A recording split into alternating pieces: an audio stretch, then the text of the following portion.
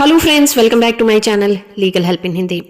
दोस्तों, आज के इस वीडियो में हम प्रूव्ड, डिसप्रूव्ड और नॉट प्रूव्ड के कॉन्सेप्ट को जानेंगे, जिसे हम हिंदी में साबित, साबित नहीं हुआ और ना साबित के नाम से जानते हैं।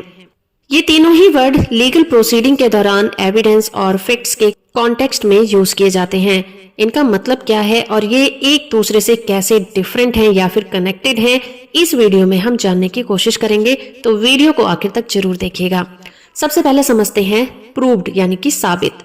साबित, जिसे हम प्रूव्ड वर्ड के नाम से जानते हैं, इसके बारे में इंडियन एविडेंस एक्ट के सेक्शन 3 में एक्सप्लेन किया गया है।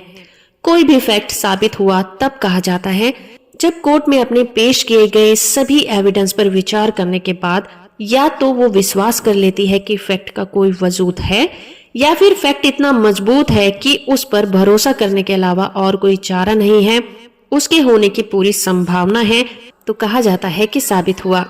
जब भी कोर्ट में किसी फैक्ट पर एविडेंस पेश किए जाते हैं तो कोर्ट को उस केस में डिसीजन भी लेना होता है कि फैक्ट साबित हुआ है या फिर नहीं हुआ है। ये फैसला कोर्ट फैक्ट पर दिए गए एविडेंस और उनके सामने पेश किए गए टॉपिक पर विचार करने के बाद लेता है।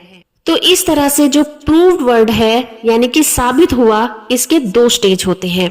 पहला तो ये कि अपने सामने पेश किए गए एविडेंस और टॉपिक्स पर विचार करने के बाद कोर्ट उस फैक्ट पर होने का विश्वास करता है, तो ये कहा जाता है कि वो फैक्ट साबित हो गया। दूसरा स्टेज साबित होने का ये है कि एविडेंस और दूसरे टॉपिक पर विचार करने के बाद कोर्ट उस फैक्ट के होने पर विश्वास तो नहीं करता, पर एक समझदार विवेकशील व्यक्ति होने के नाते फैक्ट के होने की संभावना पर जरूर विचार करता है। तब कोर्ट संभावना पर काम करता है। संभावना के बेसिस पर वो कंक्लूजन निकालता है और ये मान के चलता है कि ऐसा होने की पूरी संभावना है। तो साबित होना एविडेंस देने का ही परिणाम होता है। आइए इसे एक एग्जाम्पल की हेल्प से समझते हैं। राहुल ने विकास पर 5,000 रुपए देनदारी का केस कर दिया, पर विकास ने कोर्ट में कहा कि उसने वो पैसे राहुल को लौटा दिए हैं, और उसके सबूत में विकास कोर्ट में एक लेटर पेश करता है जिस पर रुपए प्राप्त किए हैं। वो एक रिसीविंग है जिस पर राहुल ने एक्सेप्ट किया है कि उसे पैसा मिल चुका है। तो कोर्ट रुपया लौटाने के फैक्ट पर विश्वास करता है, और अगर रुपया लौटाने के फैक्ट पर विश्वास नहीं करता तो वो एक विवेकशील व्यक्ति की तरह इस पर विचार करता और इस बात के होने की संभावना पर विचार करता कि हो सकता है कि पैसा लौटाया गया हो, इसकी पूरी संभावना है, तो ये कहा जाएगा कि रुपया लौटा दिया गया साबित होता है। अब बात करते हैं दूसरे कॉन्सेप्ट की, जिसे हम कहते हैं ना साबित यानी कि disproved. Indian evidence act section 3 के अनुसार कोई फैक्ट ना साबित तब कहा जाता है जब कोर्ट अपने सामने पेश किए गए सबूतों पर विचार करने के बाद या तो वो विश्वास करे कि उसका वजूद नहीं है या फिर उसके ना होने की बहुत ज्यादा संभावना है।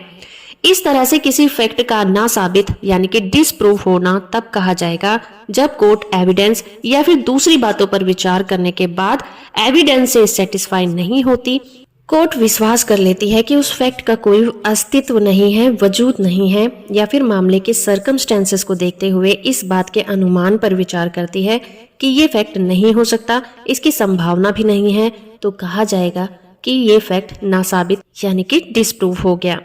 फॉर एग्जाम्पल, राहुल कहता है कि उसने विकास को विक्टिम पर चाकू से वार करते हुए देखा था, लेकिन इस बात के पुख्ता सबूत है कि घटना के समय विकास कहीं और था और विक्टिम किसी और रीजन से मारा गया है, तो ये फैक्ट ना साबित हो जाएगा कि विकास ने मर्डर किया है। आइए अब इसका तीसरा कॉन्सेप्ट समझते हैं, जिसे हम कहते हैं साबित नहीं हुआ यानी कि नॉट प्रूव्ड। जब भी कोई फैक्ट कोर्ट में ना तो साबित होता है और ना ही ना साबित होता है, वो बीच की कंडीशन में होता है, तो कहा जाता है कि फैक्ट साबित नहीं हुआ। इस तरह से नॉट प्रूव्ड, प्रूव्ड और डिसप्रूव्ड के बीच का मेंटल सिचुएशन होती है। इसका मतलब कोर्ट किसी फैक्ट के एग्जिस्टेंस और नॉन एग्जिस्टेंस के बारे में सेटिस्फाई नहीं होती। जैसे कि हम मान के चलते हैं कि एक गवाह ये गवाही देता है कि उसने राहुल को विकास को चाकू मारते हुए देखा था, पर यह दिखाने के लिए कुछ सबूत हैं कि घटना के टाइम राहुल कहीं और था और किन्हीं कारणों से विकास की डेथ हो गई है। यहाँ पर दोनों ही फैक्ट कोर्ट के लिए कंक्लूसिव नहीं है, पर यह माना जाएगा कि केस इन एविडेंस पर साबित नहीं होता।